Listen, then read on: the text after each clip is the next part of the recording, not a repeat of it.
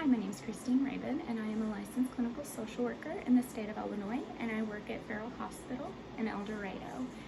And throughout the week, I have been giving you guys different, tips, skill sets, and things that can help you challenge some of your anxious thoughts that you have been having in light of the things going on around us in the world. And what I wanted to do today was to try and give you guys different creative interventions that you can use at home to get your kiddos talking about how they feel or what they think about the situation. And so one of the ways that I get kids to talk in my room is by turning basic everyday games into, things about emotions, things about thoughts, feelings, all of those. And so I'm going to share some of those with you today.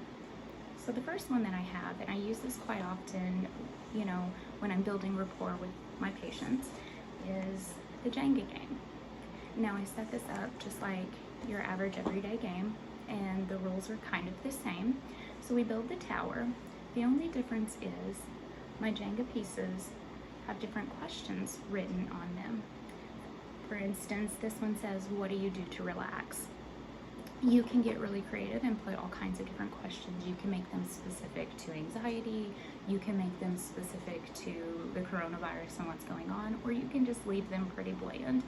And how that works is once the tower has been built, each one takes a turn pulling a piece out, and as you pull that piece out, you have to read whatever is on there, and then you have to answer it.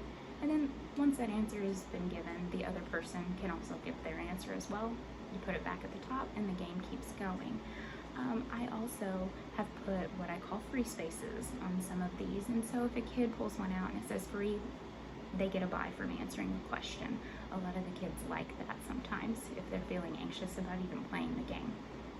And so that's a really good one for kids all ages. You can do it with your littles, you can do it with teenagers even. And so another one that I use quite frequently in here is I have taken the Candyland game. And now the reason that I use this one is because it's a game that pretty much almost everyone has at home. It's very popular.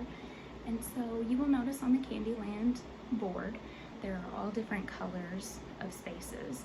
And the concept for that game is you draw a card and you go the same amount of the color of spaces that's on the card. On my board, I have written in different emotion words.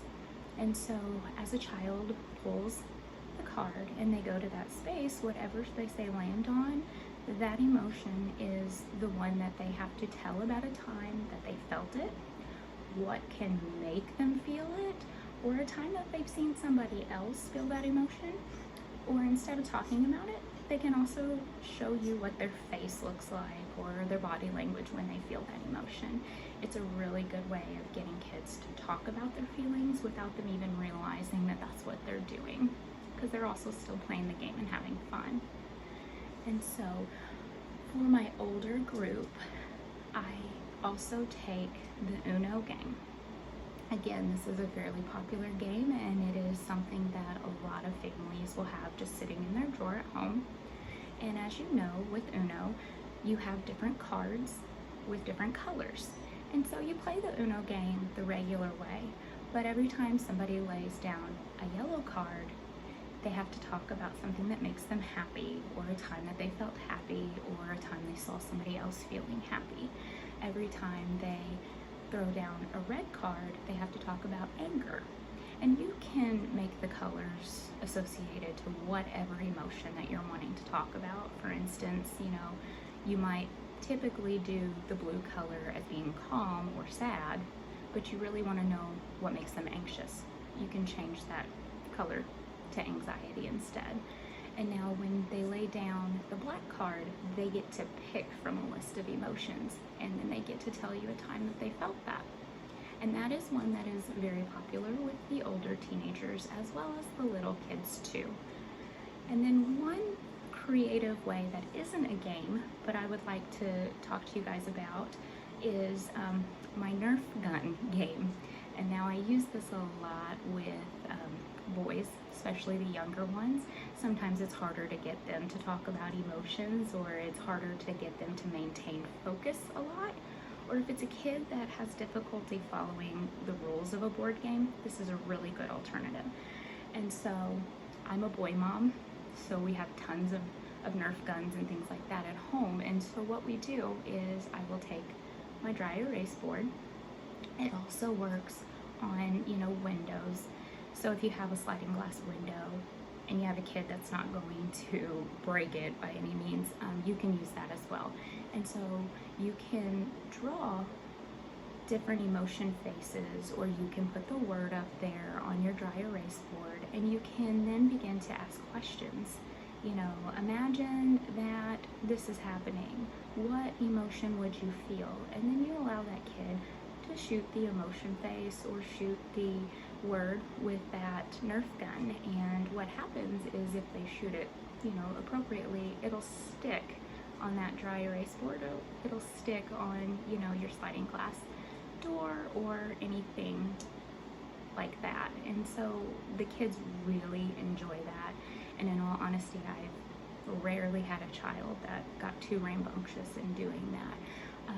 It's a great way for little boys especially to get interactive and feel like they're also talking about their emotions. And so these are all really creative ways that you can get your little kiddos talking without having to ask some of those really tough questions. And so feel free to sit down at family game night, modify some of these games, or get up and have a Nerf gun war and turn it into a way to get to know exactly what your little bitty is thinking in light of everything going on around us.